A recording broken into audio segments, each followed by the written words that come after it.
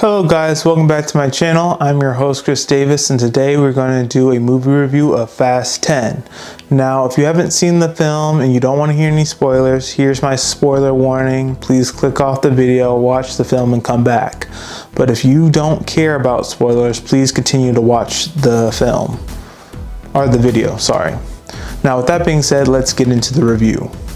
Fast 10. So how this movie really kicks off is we are introduced to a flashback. So the flashback shows us the Fast 5 film, or the ending of it, when Brian and Dominic Toretto are driving through the streets of Rio de Janeiro with the vault, and they're escaping with the money of the crime lord. To make a long story short, this flashback really shows us how Dante Reyes, the son of the crime lord, how he begins his villain journey and has this hatred for Dominic Toretto and wants revenge against him. So that's what the flashback sequence is for. Things that I liked in Fast 10. I liked all the action scenes. So the action scenes in Rome, I liked the street racing in Rio de Janeiro. I liked the bridge scene in Rio de Janeiro when they're facing off against Dante. I enjoyed the part when Jacob Toretto and Dominic Toretto are driving on this highway and they're having to fight helicopters and other cars to try to escape with Dominic's son. So I really liked those action scenes and they're really good. It's Fast 10, part of the Fast and Furious franchise, so it should be in there, and I thought they were all really good. There were ones that were over the top, but you know, that's Fast and Furious for you. Like, example, when they're in Rome and they're trying to stop the bomb from blowing up. The bomb is rolling through Rome, and Dominic Toretto, over top moment, he uses his car to hit a construction crane. The construction crane spins around, knocks the bomb into the river, and the bomb explodes. But even though the explosion is minimized, it still causes a lot of damage. And of course, the over the top moment is, how is he going to use his car to hit the construction crane, to cause it to spin around, to knock the bomb into the water, and he crashes into a wall and he's still okay and he's still able to drive the car. That's the over top unbelievable moment. And the second one is when they're on the freeway, on the highway, and Dante's henchmen, they shoot these hooks into Dominic Toretto's car and they're trying to lift it up into the air, but Dominic Toretto hits the nitrogen and he's able to make the car, the helicopters crash into each other, and he's still pulling them. And the third over the top moment is when Dominic is saving his son from Dante. While he's dragging the helicopters around after he made them crash, he spins in donuts, throws the helicopters into Dante's car, and the son is able to keep his composure, open the door, jump to Dominic while he has his door open, and he's able to catch him. And finally, the last over the top moment was when Dante had Dominic and his son trapped on a bridge between two 18-wheelers controlled remotely.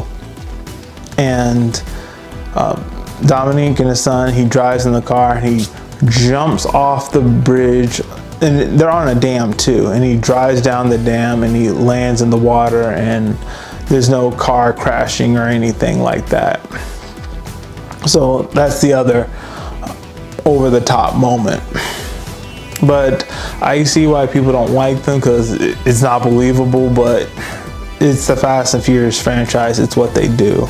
I just had to point those out. Another thing that I really liked in this film was Dante. He was flamboyant, but also He was a mastermind who was able to come up with elaborate plans. He was always like a few steps ahead of Dominique and the others. He also had this thing of going after people's family to either make them suffer or to control them. So in the beginning of the film, Dante he targets the family of Cypher's henchmen in order for them to turn on her. Then Dante is also targeting Dominique's family in order to also make him suffer. So that's his thing, because he lost his father and he suffered. Now he's trying to inflict the same pain.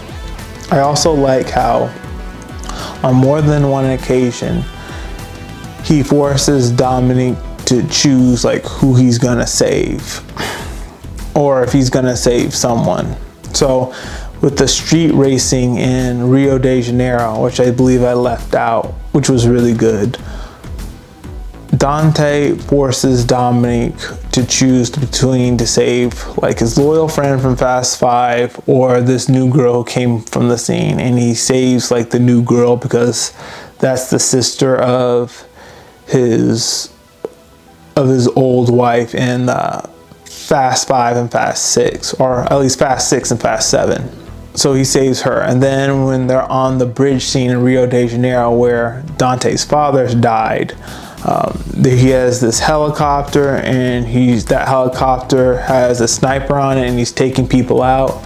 And when Dominique is beating up Dante, he has to stop to save that girl again. So I found that very interesting.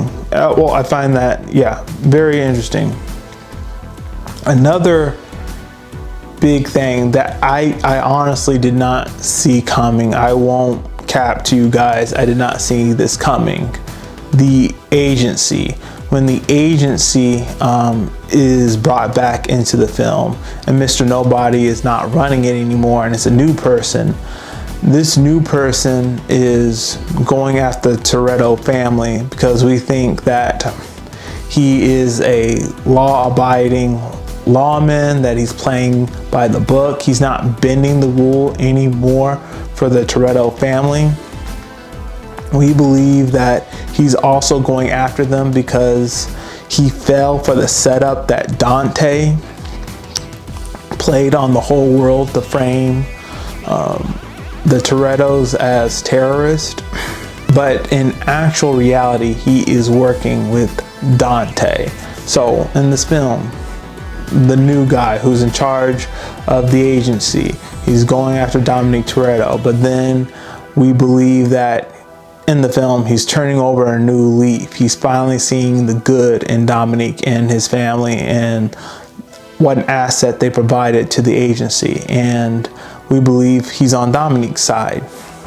But then we get this crazy reveal when Roman is going to back up Dominique with the rest of the crew.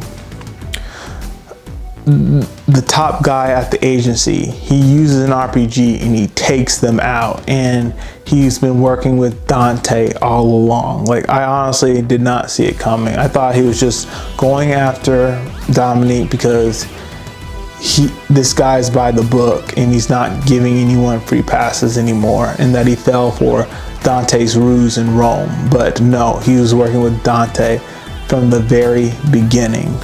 Things that I didn't like so much in this film, really the film taking us away from Dominique and Dante and their feud to go to Roman and his crew, because really they weren't doing anything in this film, and I think we could have seen a lot less of them in this film and gave more screen time to Dante and Dominique. Other things that I liked in this film, I like Deke Shaw showing up. I like Giselle coming back to life again. And you know, Jacob Toretto, he came back. Jacob Toretto, he returned in this film, but he died in this film as well. So maybe they'll bring him back in the next film, because if they brought back Giselle and Han, they can bring back Jacob Toretto too. So that's another thing I liked. And I also liked the ending to this film. I really liked the ending to it with Dante winning, because that really leaves a big cliffhanger for the next film. So what's going to happen in the next film? We have some idea, like with the end credit scene. Spoiler warning, well, I already gave you that in the beginning. We see that Dante is going to go after Hobbs now, because while Dominique and his crew stole the money and had taken down Dante's father, it was Hobbs who actually killed him with the gun. So I'm really looking forward to the next Fast and Furious film. Just the way that this one ended with a big cliffhanger where we don't know whether Dominique and his son are still alive, and the agency's big betrayal working with Dante the entire time. It's huge, so I'm excited for the next one. Alright guys, that's all we have for today. If you liked what I had to share, please hit the like button, hit subscribe, share this video with all your friends, and all of you, have a great day.